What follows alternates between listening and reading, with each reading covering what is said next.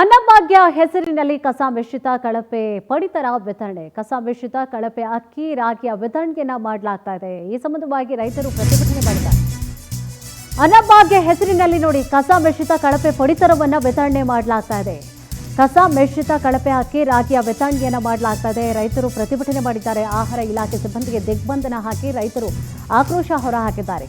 ಮಂಡ್ಯ ಕೆಆರ್ಪೇಟೆ ತಾಲೂಕಿನ ಆಹಾರ ಇಲಾಖೆ ಮುಂದೆ ಪ್ರೊಟೆಸ್ಟ್ ಮಾಡಿದ್ದಾರೆ. 99 ನ್ಯಾಯಬೆಲೆ ಅಂಗಡಿಯಲ್ಲಿ ಕಳಪೆ ಪಡಿತರ ವಿತರಣೆಯನ್ನ ಮಾಡಲಾಗ್ತಾ ಇದೆ. ಆಹಾರ ಇಲಾಖೆಯ ಸಿಬ್ಬಂದಿಗೆ ದಿಗ್ಬಂಧನ ಹಾಕಿ ತೀವ್ರ ಆಕ್ರೋಶವನ್ನ ವ್ಯಕ್ತಪಡಿಸಿದರು. ಕೇಳೋದಿಷ್ಟೇ ಅಧಿಕಾರಿಗಳಿಗೆ, ಸರ್ಕಾರ ಬಡವರಿಗೆ ಗುಣಮುಕ್ತ ಆಹಾರ ಕೊಡಿ ಅಂತ ಸರ್ಕಾರ ಆದೇಶ ಮಾಡಿದ್ರೆ ಕೊಡಿ. ಇಲ್ಲ ಸರ್ಕಾರ ಬಡವರಿಗೆ ಕಲ್ಲು ಮಣ್ಣು ಧೂಳು ತಿನ್ನಕ್ಕೆ ಸರ್ಕಾರ ಹೇಳೈತಿ ಅಂದ್ರೆ ಅದನ್ನ ನೀವು ಬಂದು ಹೇಳಿ ಅಂತ ನಾವು ಪ್ರಶ್ನೆ ಮಾಡ್ತಾ ಇದ್ದೀವಿ. ಅಧಿಕಾರಿಗಳು ಯಾವುದೇ ತರದ ಉತ್ತರ ಕೊಡೋದನ್ನೇ ಜಾಣತನದಿಂದ ಒಳಗಡೆ ಕೂತಿದ್ದಾರೆ. ಹಂಗಾಗಿ ಸಂಬಂಧಪಟ್ಟು, ಯಾಕೆಂದ್ರೆ ಫುಡ್ ಸರಬರಾಜು ಮಾಡೋರೆ ಒಂದು ಇಲಾಖೆ, ಖರೀದಿ ಮಾಡೋರೆ ಒಂದು. ಇವರು ಅವ್ರ ಮೇಲೆ ಹೇಳ್ತಾರೆ, ಅವ್ರು ಇವ್ರ ಮೇಲೆ ಹೇಳ್ತಾರೆ. ನಮ್ಗೇನಾಗ ಖರೀದಿ ಮಾಡೋರು ಬೇಕು, ಸರಬರಾಜು ಮಾಡೋರು ಬೇಕು.